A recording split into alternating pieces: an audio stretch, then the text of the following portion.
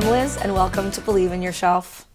Right off the bat, I want to say thank you so much to everyone who's already subscribed to this channel, liked a video, commented on a video.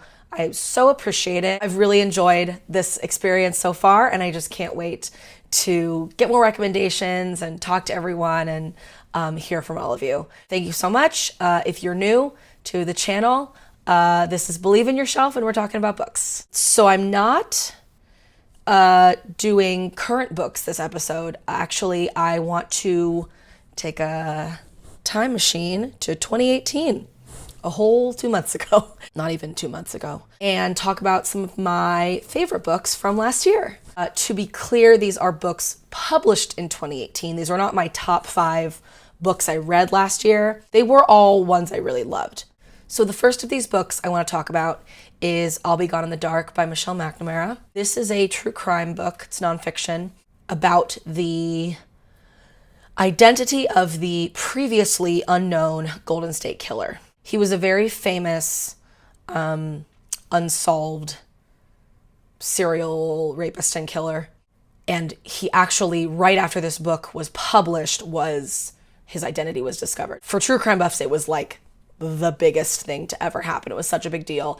This guy was just an awful, awful person, and having him be discovered was like just a huge deal. Bringing him kind of back into the public eye was a big reason that it got solved, and that was in large part due to Michelle McNamara. She actually died before it could be published, and very, very tragically. And so that sort of on its own just makes the book a really big deal. The fact that like she died and her friends kind of had to piece together all of these pieces that she wasn't able to do herself. And then with them finding the Golden State Killer kind of right after it was published, all of that together sort of makes the book feel very heavy. But even without it, it would be a great book, even without all of that surrounding stuff. Michelle McNamara's voice is so friendly and warm.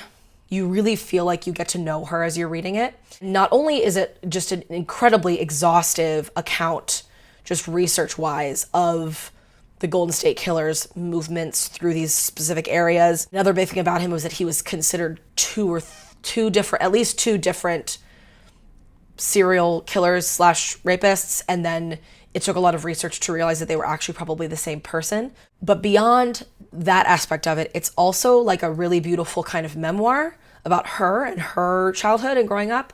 So, but then the way that she kind of connects it all, it's just a really good book. It's a little scary, especially if you are a woman reading it at night. That's probably true of a lot of true crime books though. But Michelle writes with such a specific care.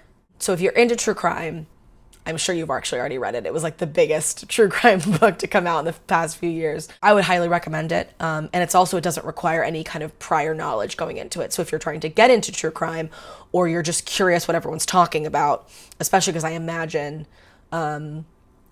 alleged GSK is going to be up for trial soon, it'll be really interesting. And it's a great book to read, and then to understand that he was then found so quickly.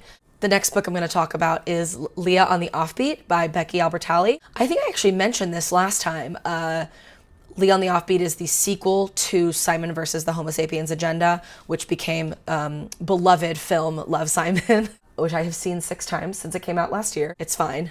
It's fine. So Leah On The Offbeat follows Simon's best friend Leah as she navigates her own coming out. She's bisexual. She develops a crush on their mutual friend. I have a very personal relationship with this book. I actually read these books after Love, Simon came out. So I had already seen the movie, and I connected so deeply with the character of Leah. She just was so completely me that when I saw her on screen, I was like, oh my God. And I remember actually watching the movie and being like, the only way she could be more me is if she was bisexual. And then like Becky Albertalli was already putting that into the universe. Other than my very, very, very deep just tie to it, it's also just a very sweet book. It kind of does what I'm not loving in YA right now is a trend, which is like talk so much about Harry Potter. I don't know why it bothers me so much. Like, I love Harry Potter. I think that a lot of the times it feels like it's part of the plot somehow, rather than just like a set piece. I don't know. I can't explain it. It's just like pop culture references obviously are important in literature and movies and things like that because they set a time period and they can show what your character's interested in. But sometimes it just goes so over the top that I'm like, you're actually losing me. Like talking about memes, I don't know. It's just like, it's a little bit too much sometimes. And this book does unfortunately kind of fall into that category of like spending a little too much time talking about the internet. But overall, it's really lovely. And I saw myself a lot in it. And to take characters who in the previous books, because it's from Simon's point of view, like he had no idea about Leah or Abby being potentially bisexual. And so to then have this book that's like, well, they were at that time. And just because you didn't see it doesn't mean that it's not there. It was a really great thing for Becky Albertalli to do with her own universe that she created is open that door for Leah and Abby and to have them have their own story. It was also great bisexual representation. I crave it. I love it. It's one of those books that like, I'm so happy that teens get to have these books now. It just makes me like, just fills me with joy.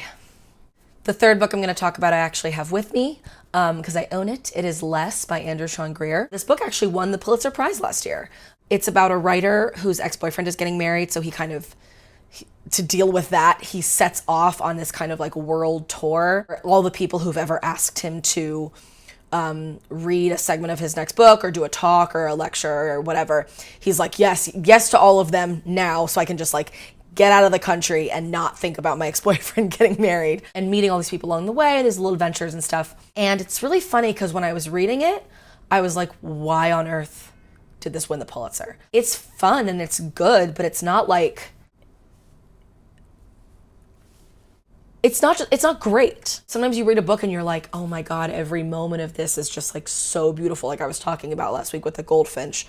I was reading this and I was just sort of like, yeah, I mean, it's nice. It's moving along.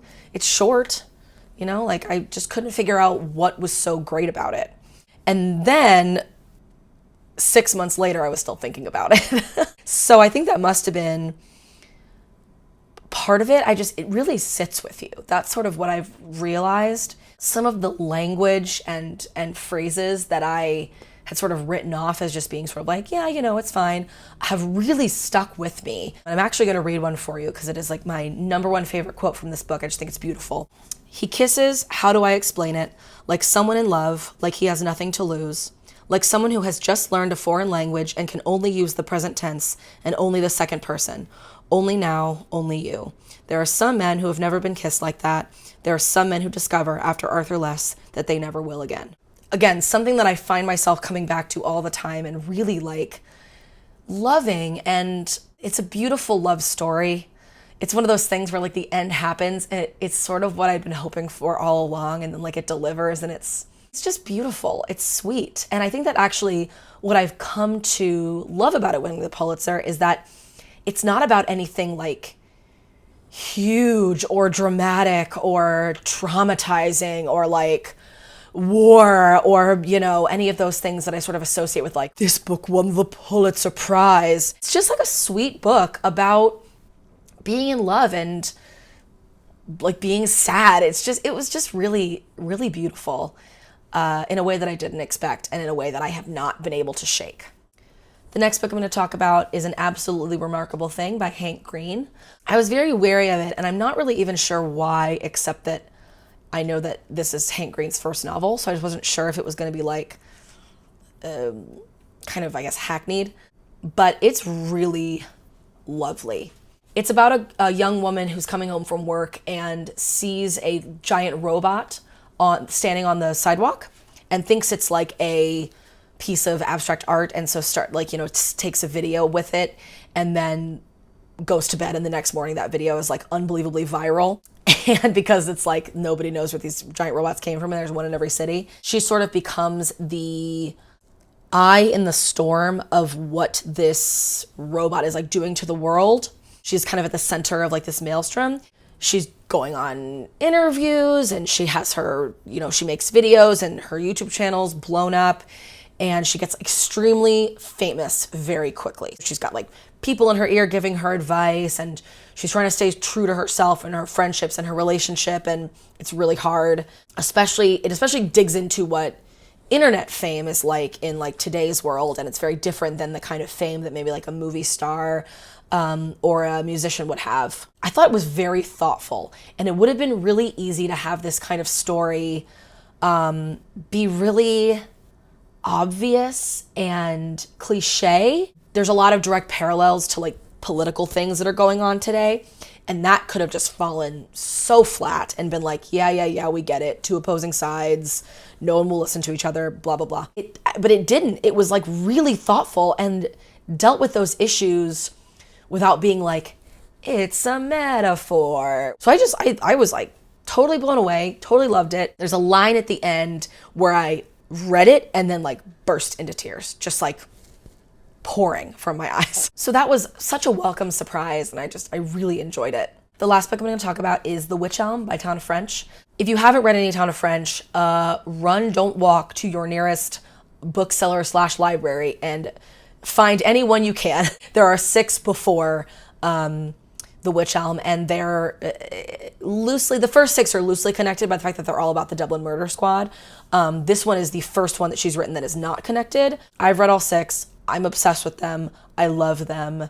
You will see this year, I love mysteries, and I have become a huge fan of the genre. I'm turning into my grandmother. The Witch Elm was her first foray into writing from the point of view of the suspect rather than the point of view of the detective. So that was really fun all by itself, because you read 6 books where like she gets really into like how detectives interrogate their suspects and kind of the mind games that they play.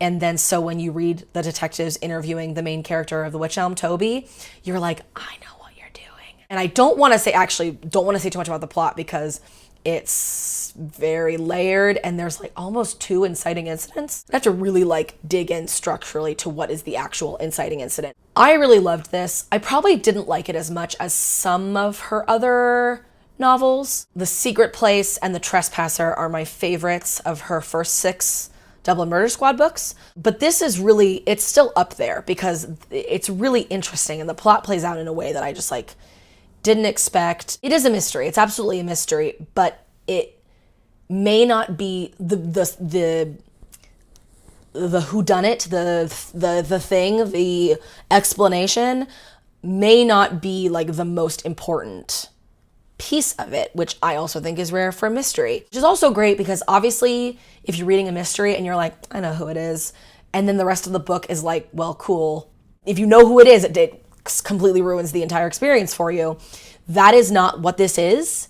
It's still such a good book, even if you know, the killer. So I just love Tana French. Everybody should read all of her books. Like if anyone's ever like, hey, I want to start reading again, like who would you recommend? I'm like, Tana French. I love her so much. Hey, Tana, I love you. Call me. So that's my best books published in 2018. It's kind of a shame because I'm reading a ton of published in 2018 books this year. I'm kind of like always like a year behind because I plan my list out so far in advance that like a lot of books being published now will only be on my 2020 list. I like to pick them up where I can, and like when a writer comes out with a book that I've been anticipating for a while, I'll obviously read that. So hopefully you'll see a few of those 2019 books this year. So reading tip for this week, I've had a lot of people tell me that they know exactly what they want to read, they have the book, they just can't actually pick it up and read it, or they do on one day, but then it sits on their bedside table for like the next 3 weeks. So I will say that what has worked really well for me is having like one specific time every day that you read. Having that time of day, whether it's like when you get home from work or like right before bed or, I don't know, like when you're working out, And if you have that every single day, it starts to feel weird if you don't. There were times last year where I'd be like, I don't need to read today. Like, I'm ahead of my reading goal. I'm good. I'm fine. And I would end up reading because I just like, it had become so ingrained in my daily habit that like I couldn't not. Having that, just like do it for a little while where you're always reading, same time every day. And then it just gets easier. It becomes like second nature. The sun is going down, so I need to wrap this up. Can you wait? Please, I'm trying to end this video.